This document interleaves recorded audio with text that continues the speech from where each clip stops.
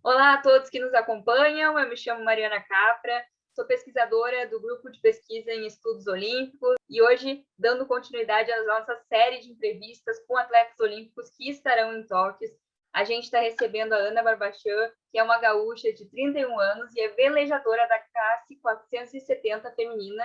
Então, Ana, muito obrigada por conversar com a gente, é um prazer te receber aqui. Imagina, eu que agradeço o convite. Queria começar te perguntando aquela pergunta que vocês não estão acostumados, porque vocês vêm e falam bastante sobre a profissão. Então, eu queria saber quem é que é a Ana fora da vela. O que, que a Ana gosta de fazer, o que, que a Ana costuma, com quem ela costuma estar, como é que é a tua vida fora do esporte? Então, a Ana, primeiramente, é uma apaixonada pelo esporte, né? Antes de ser velejadora profissional, era o meu hobby, né? Assim como acho que a grande maioria dos atletas brasileiros, né? Acaba que a gente entra na questão profissional, mas pela parte do lazer, enfim. Mas a Ana, fora do esporte, é uma guria, digamos, caseira, assim, é, gosta muito de conversar, gosta muito de trocar ideia. Fiz faculdade de psicologia na PUC, formada em psicologia. Quem gira muito e ter, né, não sendo dentro do barco competindo, são no clube, ou são no barco do meu pai, ou enfim, ou eu dou treino de vez em quando para as crianças também do clube, que é uma coisa que me faz muito feliz, que me deixa muito realizada, assim, poder é, ajudar um pouquinho na formação dos pequenos, né, das crianças. Então, essa é a Ana, assim, mais ou menos. É um misto de velejadora com, enfim, não sei, com psicóloga. É isso aí. E tu é gaúcha natural aqui de Porto Alegre, né? Eu queria te perguntar como é que surgiu o interesse por velejar. E se tu já imaginava, quando tu começou, que um dia tu poderia chegar num nível profissional a ponto de disputar Jogos Olímpicos? Então, eu sou natural de Porto Alegre, eu nasci em Porto Alegre mesmo, no Rio de Vento, e comecei no esporte mais por incentivo dos meus pais, porque meus pais sempre velejaram também desde a adolescência, mas sempre por lazer, assim, não a nível competitivo, sempre a passeio, sempre para aproveitar um feriado no barco, enfim. Então eu me criei no clube, mas mais por essa parte social do clube de vela, né, da questão da piscina, dos amigos, de fazer churrasco no fim de semana. E eu fui crescendo e com 11 anos eu já velejava com os meus pais, assim, eventualmente, a lazer, mas aí eu tive a curiosidade de entrar para a escolinha de vela, aprender a velejar sozinha, eu num barquinho que chama Optimist, é um barquinho para crianças e adolescentes, né, até 15 anos de idade, e aquilo me chamou muita atenção, eu via no clube, me chamou muita atenção, então com 11 anos eu entrei na escolinha do Veleiros do Sul, aí na Zona Sul de Porto Alegre, e aí eu comecei no esporte, comecei a gostar muito, muito. Eu acho que até então eu não estava muito identificada com nada, eu era criança, mas não tinha assim descoberto ainda alguma coisa que fizesse meus olhos brilharem, sabe? Eu era muito introvertida, eu era muito tímida, muito quietinha. E aí quando eu comecei a velejar, nossa, foi esse meu mundo, sabe? Ah, me descobri, assim, me achei. E gostei muito de velejar por si só. E aí, quando misturou com a competição, aí eu falei, não, é isso aqui que eu quero. É isso aqui que eu quero e tal. Dessa questão de se desafiar, desafiar os outros e se desafiar, que eu acho que é do ser humano, né? Enfim. E aí comecei com 11 anos, primeiro nessas categorias de base, assim, né, de infantis e tal. Aos poucos eu fui me aprimorando, fui querendo treinar cada vez mais. Primeiro eu treinava 4 vezes por semana, eu queria sempre aumentar a intensidade dos treinos. E, enfim, aí isso me levou a uma classe muito parecida com a classe que eu velejo hoje, mas é uma classe da juventude também, onde eu velejei com algumas amigas e cheguei a velejar com a minha irmã, que também velejava. E aí, nessa fase, eu já tinha uns 17 anos. E eu gostava muito. E eu percebia que eu gostava mais que os outros, sabe? Mais que os meus amigos em geral. Eu me dedicava mais que os outros, eu sofria mais que os outros, eu queria mais que os outros. Então, isso eu acho que foi primeiro alerta, assim, de tipo, para mim é diferente. E aí eu tive muita sorte que, quando eu tinha 18 anos, recebi um convite da Fernanda Oliveira, que é minha parceira até hoje. Ela estava voltando da Olimpíada de Pequim em 2008, tinha sido medalhista de bronze na Olimpíada, com a Isabel Suan, do Rio de Janeiro, e estava fazendo testes e experimentando novas parcerias. E aí, como eu era de Porto Alegre, me convidou para fazer um teste, para a gente dar uma velejada e ver se tinha uma sintonia. A gente começou a velejar, claro, para mim era muito distante, porque ela era um ídolo para mim, né? E tinha 18 anos, ela tinha 28, ela tinha, sabe, tava voltando de uma Olimpíada, tinha sido medalha, então era uma coisa muito distante. E aí, quando eu vislumbrei que a gente ia fazer uma campanha olímpica para 2012, nossa, assim, no primeiro momento não caiu a minha ficha. Ao longo do tempo que foi caindo a minha ficha, eu fui percebendo a, a grandiosidade daquele convite, que aquilo tinha tomado, né, na minha vida. E, enfim, não me arrependo de nada, porque eu sou muito realizada fazendo o que eu faço. Claro que, agora já passando um pouquinho mais da tua pergunta, eu acho que muitas vezes as pessoas só veem a parte boa do esporte, a parte bonita, né, a parte romântica, mas o esporte não é só isso, o esporte tem vários dias que a gente tem que lidar com as nossas frustrações, com, enfim, um desempenho que não é o desejado, com alguma lesão, mas tudo isso vale a pena, porque a gente gosta muito do que a gente faz. E quando eu paro assim e penso nessa minha trajetória, porque desde lá já são 12 anos fazendo isso, eu me sinto muito realizada em ter aceitado o convite, muito realizada de estar aqui, me sinto privilegiada de poder fazer o que eu amo, e é mais ou menos isso. Tu falou da Fernanda e eu queria te perguntar justamente sobre ela, porque vocês estão indo para o 13º ano de parceria já e pesquisando um pouquinho da tua história. Eu vi também que tu tem uma relação muito legal com os filhos dela, né, que estão sempre perto de vocês. Então eu queria saber como é que vocês construíram essa relação de vocês ao longo de tantos anos juntos e como é que vocês têm se apoiado nesse período, que foi um período muito difícil, né? Vocês devem ter passado algum tempo sem treinar também, sem poder se encontrar. Então como é que vocês se apoiaram para conseguir passar por esse momento difícil? Então, como tu disse, são 13 anos de convivência, né? Acho que ao longo desses anos a nossa amizade só foi crescendo. No início era uma questão mais de um companheirismo, né? De uma parceria em função do barco, mas a gente até, em questão de idade, era bem distante. A Fernanda estava casando e eu tinha 18 anos, era, né, saindo da adolescência ali. E ela era uma referência para mim no esporte, né? Era uma coisa assim, meio num pedestal, assim. Mas ao longo dos anos a gente foi se conhecendo ao longo do tempo, né? Treinando todo dia juntas, né? E a gente brinca que a gente convive mais entre nós do que nas próprias famílias, porque, claro, agora nesses últimos tempos de pandemia até mudou um pouco, mas no dia a dia normal, né, da vida normal, a gente convive diariamente entre nós. Muitas vezes a gente viaja, fica 15 dias fora, a gente se vê todos os dias e não vê os familiares. Então é uma convivência muito intensa, mas é uma convivência de muito respeito, admiração, carinho, sinceridade, e eu acho que tudo isso foi transformando aquela parceria numa amizade muito grande, uma amizade assim muito forte mesmo, assim. E até me dói falar um pouco isso porque agora é nosso último ciclo juntas, né? Nossa classe vai virar mista, então a gente vai ter que desfazer nossa parceria. E já me dói um pouco saber que no ano que vem a gente já não vai estar mais juntas como a gente esteve até hoje, né? Ao longo desses 13 anos. Porque realmente ela faz parte da minha vida, do meu dia a dia, e assim como eu faço dela. E acaba que uma sabe da vida da outra, assim, a fundo, né? No íntimo. Então, convivo muito com os pequenos, agora um pouco menos, né? Na função da pandemia também, porque eles ficaram muito em casa, muito resguardados.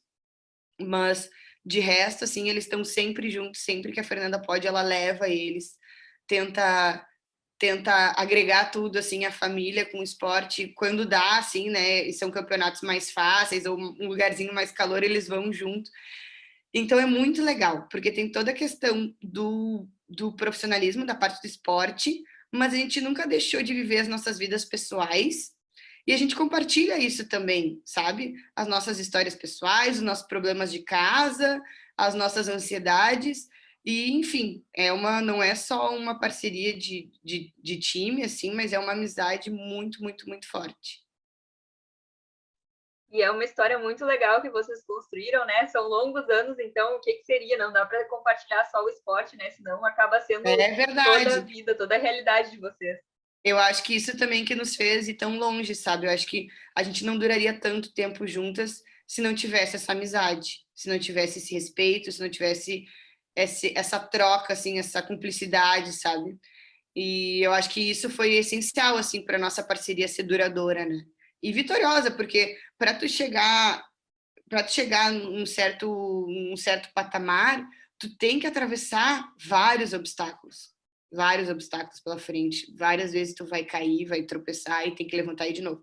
E se tu não enxerga do teu lado alguém para te apoiar, que te ajude, que não, vamos lá, vamos de novo, vamos embora, sabe?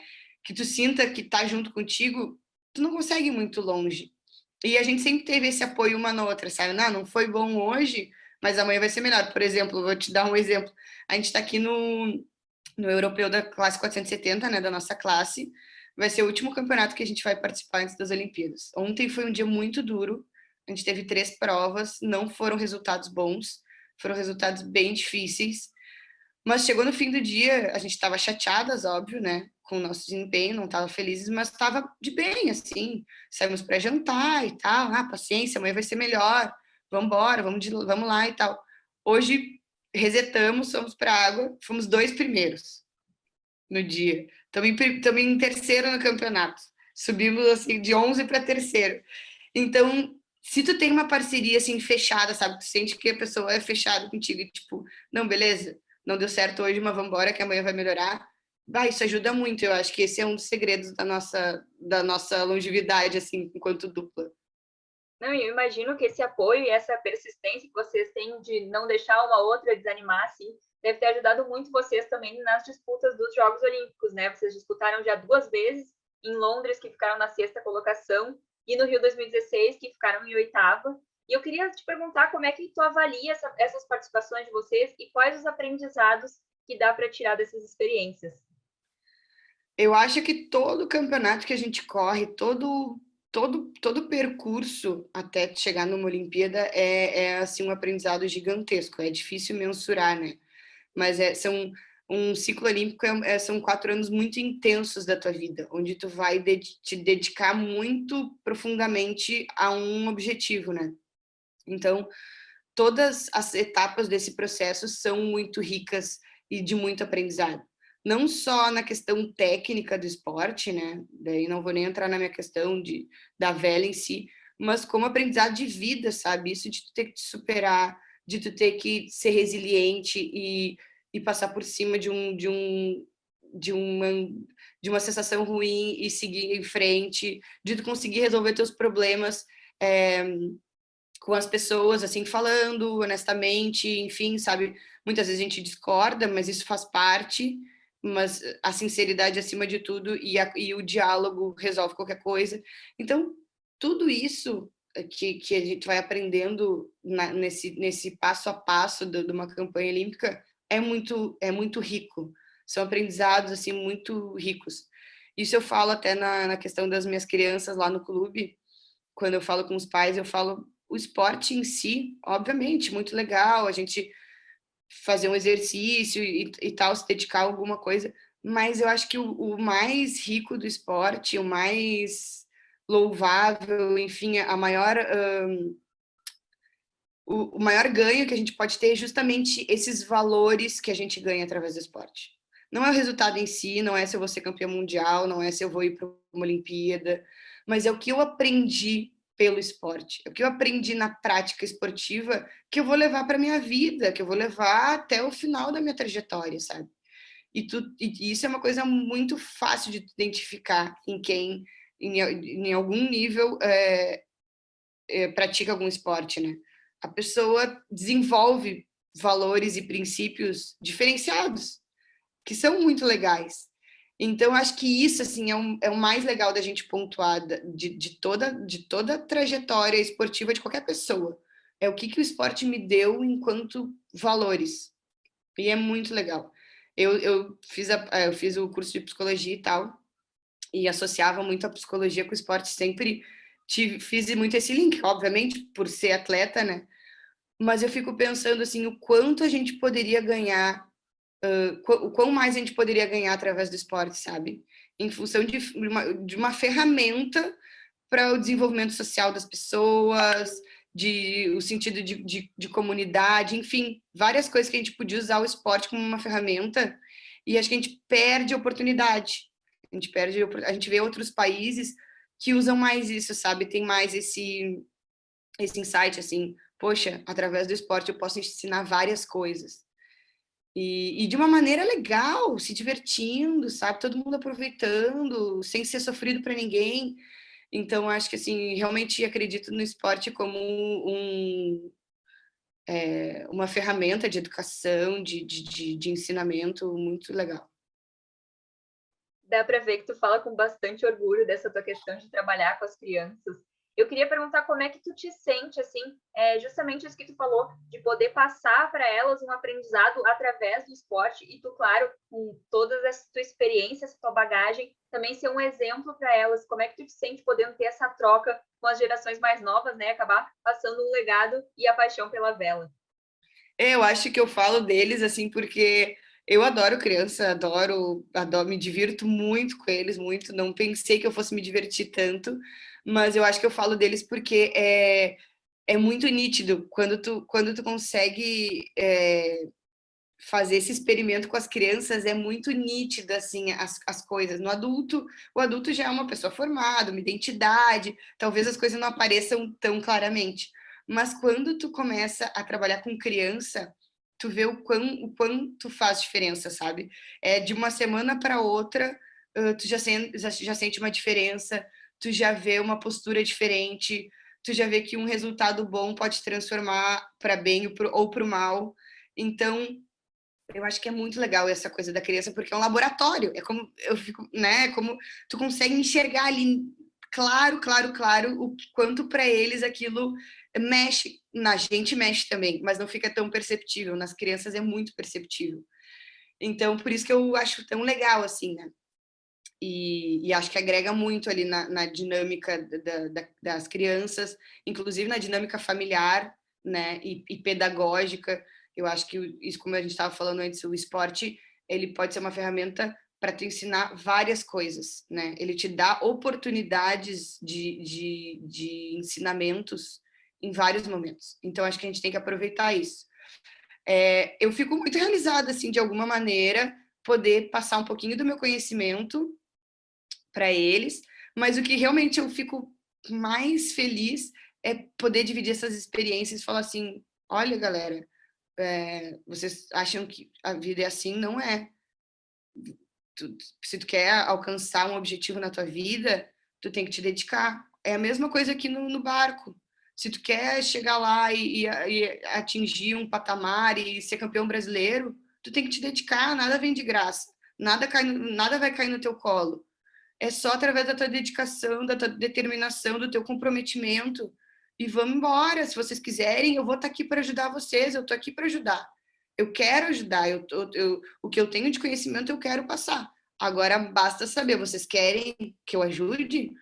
Então, sabe, tu instigar isso, tu instigar essa vontade, é muito legal, assim, tu mexer com a cabecinha deles, assim, e tu vê, assim, quase que sai fumacinha, sabe? Então, essa acho que é a parte mais legal, assim, de tu realmente ver que tu tá, de alguma maneira, botando uma pulga atrás da orelha deles e geralmente tentando gerar algum aprendizado maior do que o esporte, né? Um aprendizado de vida, um aprendizado de postura para a vida. Tu falou também da questão psicológica e a gente agora nessa época de pandemia nota que isso influencia também diretamente no desempenho de um atleta, né? Porque tem que trabalhar muito a cabeça para conseguir passar por um período difícil como esse, ainda mais com os jogos tendo sido adiados, né? Que eram para acontecer no ano passado, na metade de 2020, e vão acontecer na metade desse ano. Então, aí, um ano a mais de preparação, um ano a mais de ansiedade, esperando por esse momento. O que a Ana fez junto com a tua dupla, claro, para conseguir manter o foco, conseguir ficar de olho no objetivo e não desanimar com esse ano a mais? Então, quando a gente recebeu a notícia, na verdade foi um pouco assim, a gente estava na Espanha, em meados de março ali, do ano passado, né, de 2020, prontas para o Mundial da Classe. Faltava 2 dias para começar o campeonato. Há 2 dias de começar o campeonato, tudo pronto, o campeonato foi adiado. E a gente achou muito estranho. Nossa, o campeonato foi adiado por causa de um vírus, que loucura, né? Tipo assim, nunca ia passar pela nossa cabeça que o negócio ia tomar uma proporção tão grande. Mas enfim, voltamos para o Brasil. E aí a gente voltou para o Brasil, como a gente tinha estado na Europa, a gente teve que fazer 14 dias de quarentena, então estava cada uma na nossa casa, e a gente se falando e tal, mas tu vê, mas tá piorando na Europa, não sei o quê, tá, tá, tá, tá. E aí as coisas foram realmente, a bola de neve cresceu muito rápido, né? E aí, em seguida, isso foi, acho que a gente voltou para o Brasil pelo dia 17 de março, por aí. Enfim, antes de abril, eu acho que já tinha saído a notícia que ia adiar os jogos. E aí, quando adiou os jogos, foi um baque, assim. O primeiro momento foi um baque. Nossa Senhora, os jogos foram adiados. E agora, como é que vai ser? E, sabe, assim, é porque daí, tipo, gera um monte de dúvida na tua cabeça. Não dúvida em relação se a gente vai continuar ou não, porque isso não foi dúvida, mas, tipo assim, tá, e agora os campeonatos que a gente ia fazer, a nossa preparação, a gente já tinha todo um cronograma, né, de treinos, faltavam poucos meses pros jogos, e a gente caiu tudo por terra, vamos ter que organizar tudo de novo, mas aí, em seguida, Porto Alegre fechou e entrou a quarentena. Aquele momento ali foi tenso, foi bem ansiogênico, assim, sabe? Ficar em casa, sem saber como é que ia ser, se realmente ia ter Olimpíada ou não ia, sem poder treinar e tal, foram ali acho que, sei lá, 1 ou 2 meses muito ruins, assim, sabe?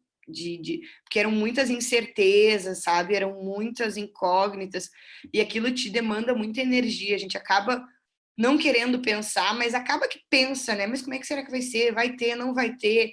E assim, e assado. Então, gera uma.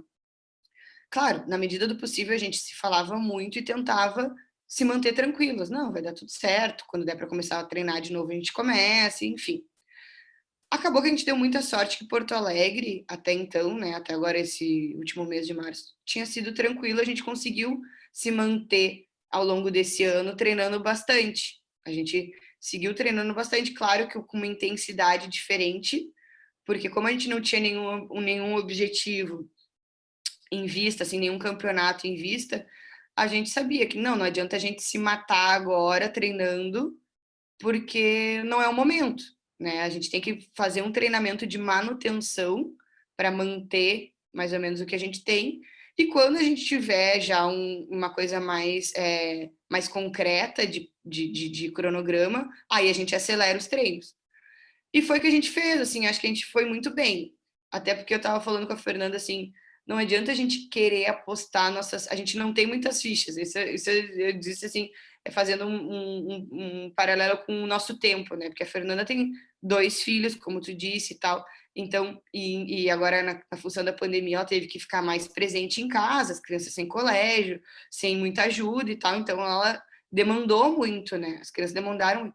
Então, eu falei, a gente já não tem muito tempo para apostar muita ficha, né? Para apostar. Então, nós temos que apostar no confirmado, né? No que a gente sabe que vai dar certo. Não adianta a gente queimar nossas fichas agora e depois vai faltar. Vamos esperar as coisas estarem mais claras e a gente começa a distribuir nossas fichas. Foi mais ou menos o que a gente fez, assim, a gente segurou a ansiedade, treinou o que deu em casa, assim, essa questão mais de manutenção. E aí, conforme as coisas foram clareando e a gente foi entendendo como é que iam ser as coisas, a gente foi planejando, beleza, a gente não pode ficar, a gente não consegue ficar muito tempo fora de casa, em função das vidas extra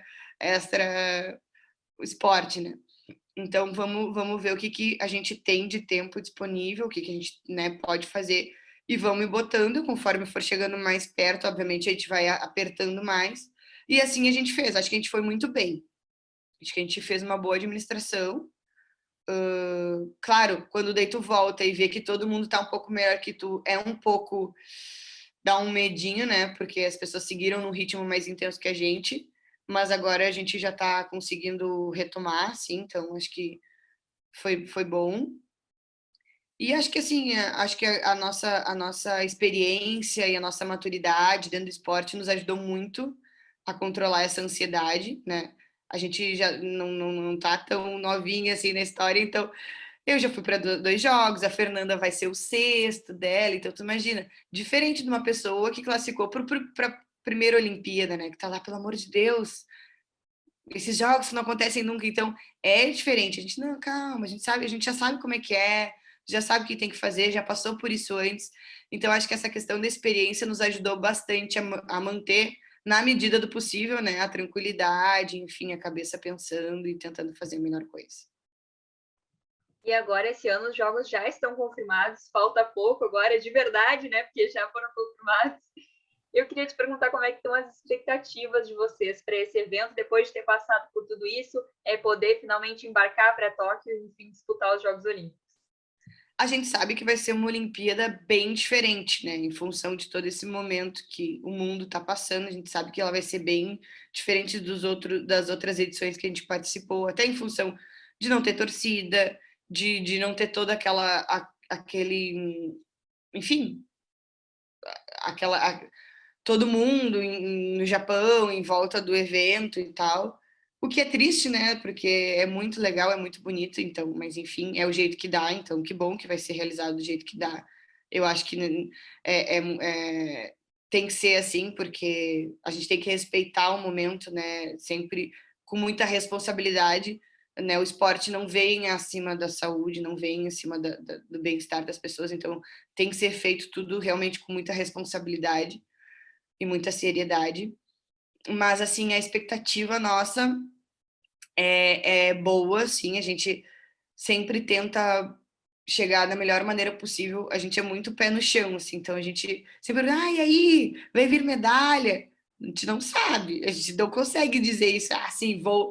Mas o que a gente consegue dizer sempre é que sim, a gente vai se esforçar ao máximo para fazer o nosso melhor, né? Para chegar lá o melhor preparadas que a gente puder, o melhor fisicamente que a gente puder, sabe, dar o nosso melhor e enfim, vai ser uma Olimpíada também diferente porque vai ser a nossa, entre aspas, despedida, né, da dupla.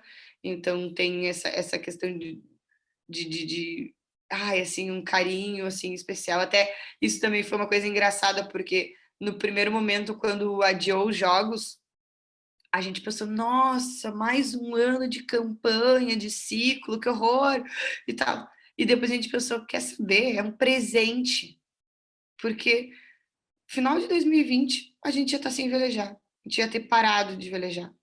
A gente ganhou mais um ano de presente. Então, que ótimo, vamos aproveitar. E a gente encara isso muito dessa maneira, assim, sabe?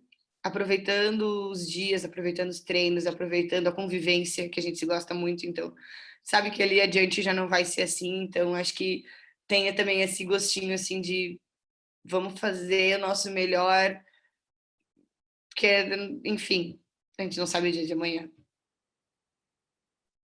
Ana, eu queria te agradecer a disponibilidade de ter conversado com a gente em nome do grupo de pesquisa aqui. Foi muito legal poder ouvir um pouquinho dessa tua experiência. Queria desejar boa sorte para ti e para a Fernanda nessa competição que vocês estão disputando agora e também nos Jogos Olímpicos. Com certeza a gente vai estar na torcida aqui para que vocês façam uma grande campanha, uma grande despedida. Muito obrigada e boa sorte. Muito obrigada. Eu que agradeço a oportunidade de dividir um pouquinho dessa minha experiência e de dizer o quanto eu gosto do esporte, o quanto eu acho que ele é muito importante para a nossa sociedade como um todo. Eu acho que quanto mais olhos a gente tiver voltados para o esporte, mais a gente tem a ganhar.